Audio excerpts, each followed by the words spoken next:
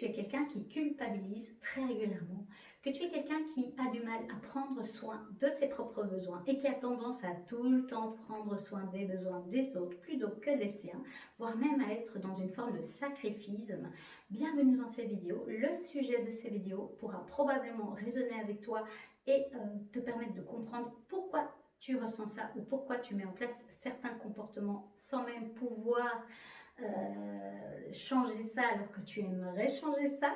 Bienvenue dans ces vidéos. On continue notre série sur les 5 blessures de l'âme qui empêchent d'être soi-même selon Lise Bourbeau. Les semaines précédentes, nous avons vu la blessure de rejet et la blessure d'abandon. Et cette semaine, on va voir la troisième blessure qui est la blessure d'humiliation. Avant de rentrer dans le vif du sujet, j'aimerais juste te rappeler en quelques mots ce qu'est une blessure de l'âme. Alors une blessure de l'âme, c'est un événement que tu vas vivre une fois ou de façon répétée dans ta petite enfance et qui va te marquer, qui va laisser une trace émotionnelle, une souffrance intérieure qui est là. Soit c'est un événement très marquant, parfois même traumatique, qui peut se passer une fois, qui va laisser une empreinte émotionnelle très forte, ou alors c'est plus subtil et répété, mais à force d'entendre certaines choses, de vivre certaines choses par répétition, ça va laisser une trace aussi émotionnelle. Et en fait, ces blessures de l'âme, une fois qu'elles sont là et qu'elles sont actives, le petit enfant va commencer à développer une série de comportements de protection pour ne pas revivre, ne pas prendre le risque de revivre cette souffrance initiale. Et à force de mettre des comportements par répétition, il va développer un système de défense, un système de protection que Lise Bourbeau appelle le masque. Et donc chaque blessure, parce qu'il y en a 5, développe 5 caractéristiques de masque, un masque par blessure. Et donc cette semaine-ci, je vais te parler de la troisième blessure qui est la blessure d'humiliation et je vais t'expliquer comment elle se crée, quand elle se crée, comment elle se crée. Et après, je vais un peu t'expliquer comment tu peux identifier si tu portes le masque de la blessure d'humiliation qui est appelé le masque masochiste. Quand on porte un masque et qu'on n'en a pas conscience, cela va influencer nos comportements, notre manière de rentrer en relation avec les autres et de rentrer même en relation avec le monde, avoir des croyances limitantes sur soi, sur les autres et sur le monde, qui peut nous enfermer dans quelque chose qui n'est plus vraiment en alignement avec ce que notre âme a envie d'expérimenter sur cette terre. Et donc, il peut avoir un sentiment de décalage, un sentiment de ne plus savoir qui l'on est, ou avoir la sensation de ne pas vivre une vie qui nous appartient complètement, ou de ne pas être maître de sa vie, puisqu'en fait nous nous sommes éloignés de qui nous sommes, puisque nous sommes vraiment plus dans notre masque social. On n'est plus vraiment nous, on agit à travers notre blessure en portant un masque social qui fait qu'on a des comportements et des croyances spécifiques qui nous éloignent de nous-mêmes.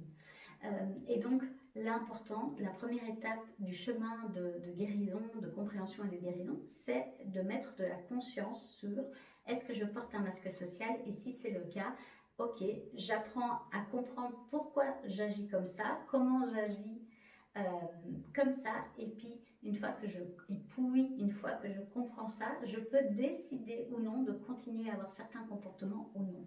Mais tant qu'il n'y a pas de conscience, tu agis comme un robot, tu n'en as pas réellement conscience. D'où l'importance de ces vidéos, c'est de mettre plus de conscience sur cela. Alors maintenant, on va voir ensemble comment et quand se crée cette blessure d'humiliation. La blessure d'humiliation se crée, la blessure initiale se crée en général entre 1 et 3 ans et elle est souvent activée par le parent qui s'occupe du développement physique de l'enfant. Donc le développement physique, ça va être l'apprentissage de la propreté, l'apprentissage de l'alimentation et apprendre à manger seul, la relation au corps, comment rentrer en relation avec son corps, l'habillement, etc. Et pendant que ce développement se passe, si l'enfant se sent humilié, honteux d'être comme ça ou d'avoir fait tel ou tel comportement à tel moment, eh ben, il risque fortement ou d'être rabaissé, parce que parfois on peut être rabaissé par le parent qui s'occupe du développement de l'enfant, il va développer la blessure d'humiliation. Et ce qui est aussi important à savoir dans la blessure d'humiliation, c'est qu'en fait, il se sent rabaissé, humilié ou honteux dans le fait qu'il ait exprimé un besoin naturel pour lui, son propre besoin.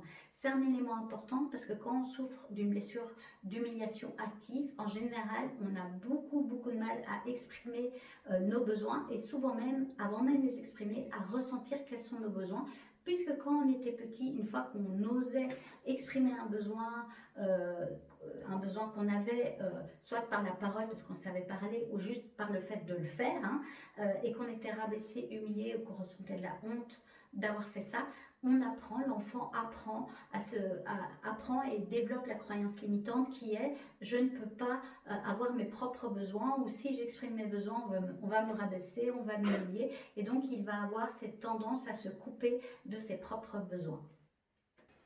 Alors maintenant, je vais juste te donner quelques situations qui ont pu éveiller cette blessure. Comme ça, peut-être que tu vas pouvoir te reconnaître si tu as vécu ce genre de situation. Elles ne sont pas... C'est une liste non exhaustive, mais en général, c'est souvent les événements les plus souvent vécus par des personnes qui ont des blessures d'humiliation active. La première chose, c'est de nouveau se sentir abaissé ou honteux d'avoir exprimé un besoin.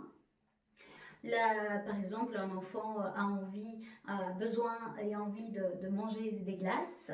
Donc, le rapport à l'alimentation, il va dire je veux manger une glace, et la mère ou le père, qui est là à ce moment-là, va avoir tendance à le rabaisser parce qu'il a envie de manger des glaces, ou va se moquer de lui parce qu'il a mangé des glaces, ou encore il va se tâcher au moment de manger sa glace et on va le rabaisser, on va dire ah t'as vu, tu manges comme un cochon, tu es sale, tu sais pas manger proprement, regarde encore, tu t'es encore taché, etc. Et donc il va avoir un moment où on va le rabaisser physiquement ou émotionnellement sur son rapport à la nourriture. Ça, c'est un des exemples.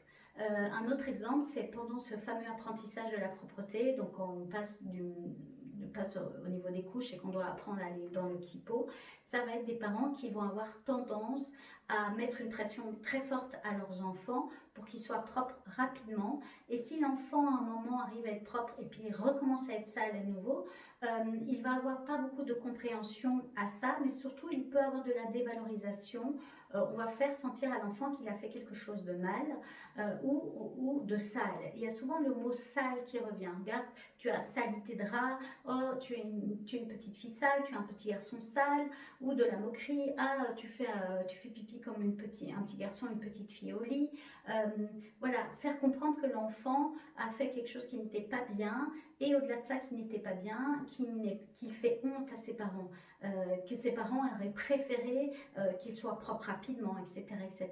Donc c'est souvent pendant cette période-là, s'il y a une forme de pression excessive venant du parent ou un contrôle excessif, l'enfant va se sentir non adéquat, va sentir qu'il ne plaît pas ou qu'il fait honte à ses parents, et donc va avoir tendance à développer plus rapidement une blessure liée à l'humiliation.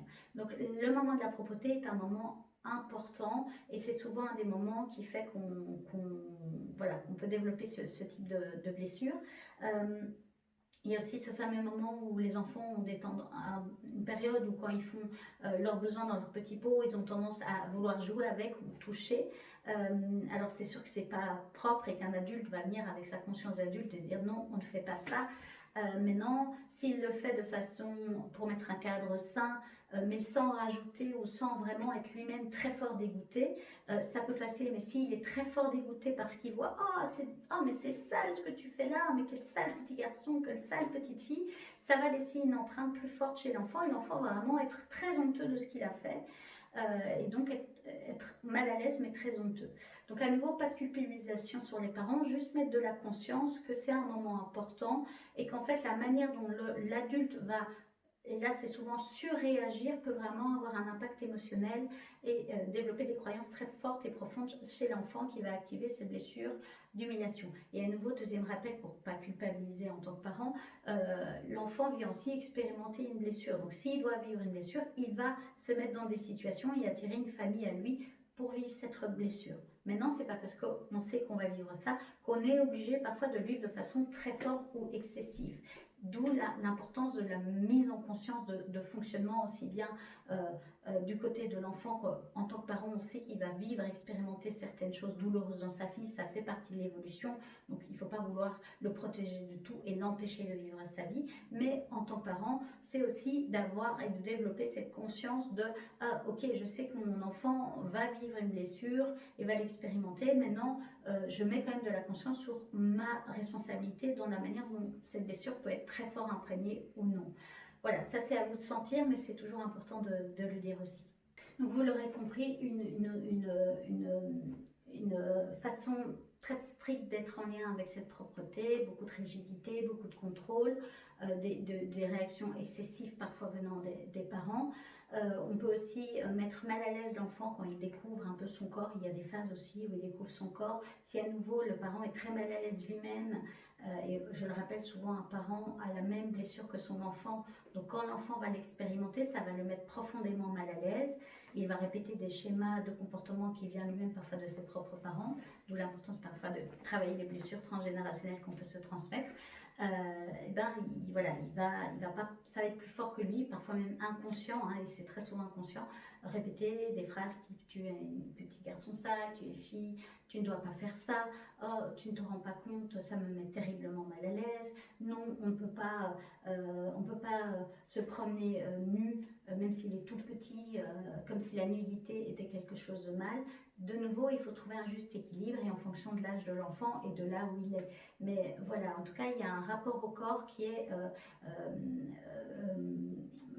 malaisant pour la personne qui a une blessure d'humiliation. Il va être très mal à l'aise avec son corps plus tard parce qu'il sent que quand il est trop présent peut-être à ses besoins physiques,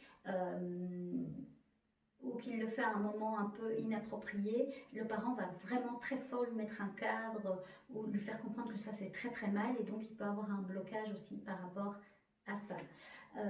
Donc aussi ce rapport-là au corps et à la découverte du corps et de la sexualité. Donc ce que l'enfant comprend souvent inconsciemment, c'est qu'il ne peut pas prendre soin de ses propres besoins. S'il prend soin de ses propres besoins, ça peut déranger les autres ou voire même être gênant pour les autres. Il a aussi une notion qu'il ne peut pas prendre sa place ou prendre trop de place. Il doit être attention à ne pas prendre trop de place. Donc ça, c'est souvent une croyance qu'il a fortement chez lui.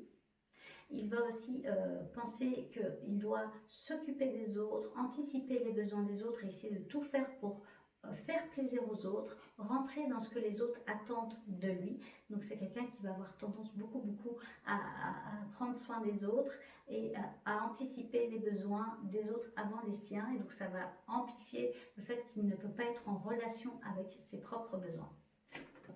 Il se dit que s'il fait plaisir aux autres, il sera accepté et aimé. Donc il fait tout pour vraiment faire ça en fait.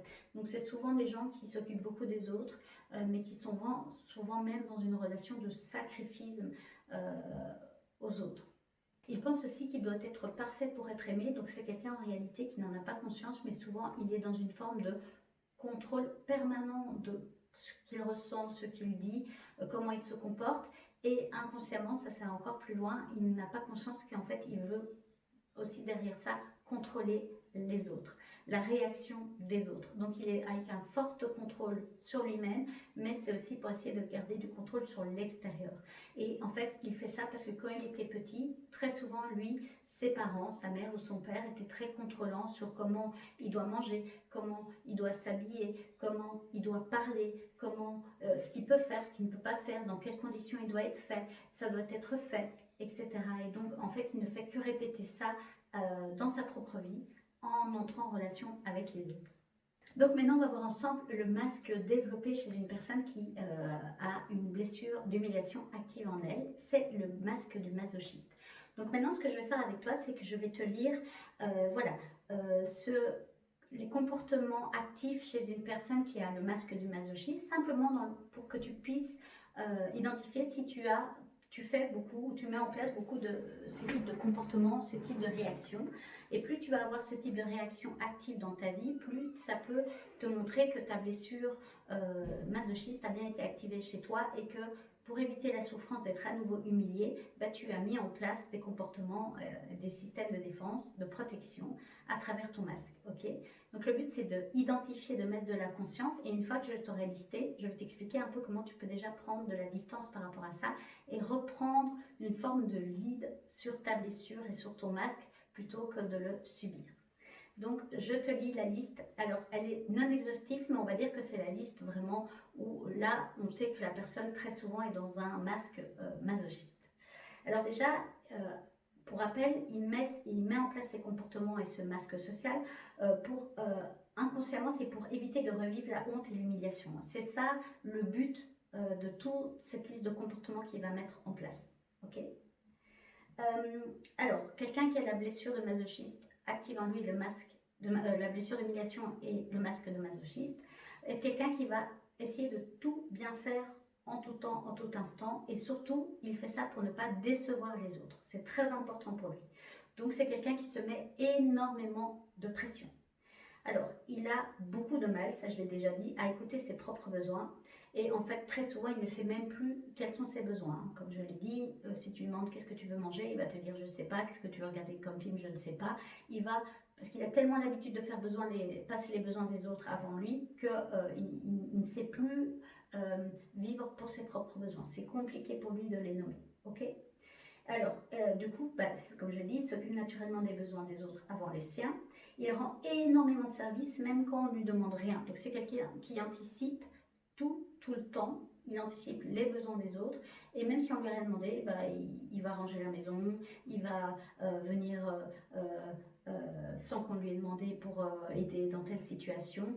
Voilà, il ne peut pas s'en empêcher. Ok. Il a tendance à se sacrifier pour tout le monde et très souvent. Il prend facilement les responsabilités et les problèmes des autres sur ses épaules et il pense que s'il y a un problème, ça vient souvent de lui, c'est qu'il a fait quelque chose de mal. Il culpabilise énormément. Donc il culpabilise dès qu'il pense à lui aussi, donc dès qu'il met une limite, dès qu'il dit non à quelqu'un, déjà il a beaucoup de mal à dire non, mais s'il y arrive, il va culpabiliser très fortement. Il a du mal à poser des limites et à dire non, il a du mal à écouter les limites de son corps. Voilà, il cherche tout à contrôler pour éviter de faire une erreur et d'être jugé. Donc il est dans une forme de surcontrôle sur l'extérieur. Du coup, il peut créer de l'anxiété aussi, hein, à force de vouloir tout contrôler, ou quand tout n'est pas sous contrôle, il va vraiment être très stressé. Okay. Alors, très souvent, il se dévalorise lui-même en faisant des blagues sur son sujet ou en se rabaissant lui-même sans qu'on lui ait demandé. Ou inconsciemment, il va attirer des situations où il sera rabaissé. Il tache ses vêtements, il parle fort, sans même s'en rendre compte, et donc les gens vont dire mais pourquoi tu parles fort, ou voilà, il va bégayer, il va tomber, voilà, il va un peu se mettre dans des situations où on a tendance à se moquer de lui. Il va aussi souvent rentrer dans des jeux où il va rabaisser les autres, pas forcément dans le but d'être méchant, mais c'est pour pas qu'on le regarde lui et qu'on prenne le risque de se moquer de lui. Il va avoir tendance à vouloir essayer de mettre la lumière sur les autres en se moquant des autres. Et en réalité, inconsciemment, c'est à double tranchant et ça va même plus loin. C'est parce qu'il sait que s'il fait ça, à un moment, la personne en face va lui rendre la monnaie de sa pièce, va lui rendre le coup de bâton et donc va le rabaisser et va se moquer de lui. Et donc, c'est des jeux un petit peu, victime-bourreau comme ça, très fort. Hein, ok. Et très souvent, c'est ce qui se passe. Où le groupe va se retourner contre lui et va se moquer de lui. Ok. Et alors, il se punit souvent lui-même sans en avoir conscience. En prenant pas soin de ses besoins, première chose, en mangeant, en ayant un rapport à la nourriture excessif parfois, voilà, en se faisant mal, en se cognant partout sans même se rendre compte, voilà. Donc, il se punit souvent inconsciemment. Alors, c'est pas toujours comme on imagine en se tapant dessus. Hein. Quand c'est très très fort, ça peut aller jusque-là. Alors là, il faut vraiment toujours faire appel à de l'aide s'il y a beaucoup de souffrance, je vous le rappelle. Mais voilà, c'est plus psycho-émotionnel qui va se punir. Ok. Voilà pour pour le masque du masochiste. Donc, si tu te retrouves dans plusieurs de ces comportements, pas de culpabilité. Le but, c'est de mettre de la conscience. Maintenant, qu'est-ce que tu peux faire? Premièrement, je t'invite à essayer de mettre de plus en plus de conscience. Si déjà tu as conscience, cette vidéo te parle, tu te reconnais vraiment, tu sais que dans ta petite enfance, tu as vécu ou tu as eu des parents très contrôlants très contrôlants, qui ont pu humilier ou qui étaient très en pression de ce qu'on peut penser d'eux, de l'image sociale de la famille, etc. Avec une pression de il faut se comporter comme ça, il faut être propre, il faut être toujours nickel chrome. Ben, potentiellement, tu sais que tu as vécu une blessure qui a pu être activée à ce moment-là. Et si tu te retrouves dans les comportements du masque, l'invitation maintenant pour moi, l'invitation que je te fais plutôt, ça va être le soir, une fois que tu rentres chez toi, essaie de voir, de faire une relecture de ta journée et de voir à quel moment tu as été fort dans ton masque du masochiste, à quel moment tu n'as pas su écouter tes besoins, à quel moment tu n'as pas su dire non et à quel moment tu as culpabilisé. Puisque c'est les choses les plus difficiles pour la personne qui a une blessure d'humiliation active et un masque actif, ça va être de prendre soin de ses propres besoins. Donc c'est à chaque fois le soir de faire une liste de quel a été mon besoin principal de la journée, est-ce que je l'ai respecté ou non, à quel moment j'ai pas su dire non ou mettre des limites à moi-même ou aux autres, ok, et quel est mon degré de culpabilité si j'ai réussi à le faire, ok, ou aussi à ne pas le faire, parce que ça c'est un des pièges, c'est que s'il n'arrive pas à prendre soin de ses propres besoins, il va culpabiliser vis-à-vis de lui-même, et s'il met des limites aux autres, il va culpabiliser d'avoir mis des limites aux autres. Donc il faut apprendre à entrer en relation avec le sentiment de culpabilité pour ne pas le nier, pour faire une place et prendre conscience qu'en tant qu'on a une blessure active d'humiliation, très souvent on ressent beaucoup de culpabilité et aussi de honte. J'en parlerai peut-être dans une prochaine vidéo, ok, c'est important. Mais de ne plus nier ça, mais d'apprendre tout doucement à rentrer en relation avec ces sensations-là, dans le but à un moment de reprendre plus de lead sur ces sensations-là et de voir qu'est-ce qui est réel et qu'est-ce qui ne l'est pas. Et aussi, qu'est-ce qui est nécessaire, ce qui n'est pas nécessaire, ok? Parce que quand on est un adulte, on continue à mettre en place des actions qu'on pensait devoir faire en tant qu'enfant, mais qu'une fois qu'on est adulte, on n'est plus obligé de tout accepter. On peut nous-mêmes mettre nos propres limites de façon saine, évidemment. Donc voilà. Donc prends du recul et apprends à identifier si tu as honoré tes besoins, si pas, quels étaient mes besoins ou quel était mon besoin principal de cette journée. Par exemple, aujourd'hui en fait je me suis rendu compte que je suis très fatiguée et en fait mon besoin était de me reposer. Est-ce que j'ai mis en place des moments pour me reposer? Non. Ok, demain j'essaye de mettre en place des moments où je prends soin de moi, je me repose et de commencer à instaurer des rituels où tu prends soin de tes propres besoins. Et si tu ne sais pas quels sont tes besoins, tu commences à mettre des moments dans ton agenda où tu vas entrer en relation avec ton corps physique, à essayer de prendre des moments où tu ralentis pour sentir qu'est-ce que j'aimerais faire, de quoi j'ai besoin, etc. Ça va? Voilà. Bon, voilà pour cette vidéo sur la blessure d'humiliation. J'en ferai peut-être une autre vidéo pour parler un peu des pièges. Donc, si c'est des sujets qui t'intéressent, là pour l'instant c'est le sujet des blessures. Je t'invite à t'abonner à cette chaîne, il y aura d'autres sujets pour t'aider à reprendre le lead de ta vie, on va dire ça comme ça, surtout si tu vis un moment une crise transpersonnelle ou en tout cas que tu t'es rendu compte que tu t'es oublié sur ton propre chemin de vie, que tu ne sais plus qui tu es et que tu as envie de te reconnecter avec toi et redevenir la spectatrice et l'actrice principale, de plus être spectatrice de ta vie mais être actrice principale de ta vie. Bienvenue sur cette chaîne, je t'invite à t'abonner, il y aura d'autres contenus qui vont dans ce sens. Je te dis à très vite pour la prochaine vidéo. D'ici là, prends bien soin de toi. Bye bye.